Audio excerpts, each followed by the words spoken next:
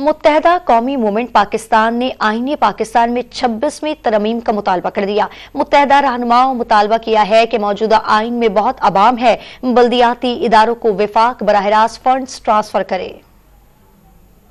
MQM Pakistan के तहत मकामी होटल में जिला खुद मुख्तारी और आईनी जिम्मेदारी के उन्वान से नशिस्त का एहतमाम किया गया। तकरीब से खिताब में MQM के कन्वीनियर खालिद मकबूल सिद्दीकी ने वाज़ेह किया कि पाकिस्तान में जागीरदाराना जमहूरियत बहुत बड़ा बोझ है, आइन में बहुत सी वजाहतों की जरूरत है। उन्होंने मुतालबा किया कि लोकल गवर्नमेंट को भी आइन में तहफ़्फ़ुज़ दिया जाए। हम ये समझते हैं कि इस बात की कानून साजी होनी चाहिए और यकीनी बनाया जाना चाहिए कि जब तक थर्ड टियर ऑफ गवर्नमेंट, जिलाई हुकूमत, दही हुकूमत, शहरी हुकूमत, बल्दियाती हुकूमत, मुकामी हुकूमतें इंटैक्ट ना हो, उस वक्त तक आम इंतखाबात मुमकिन ना हो सके।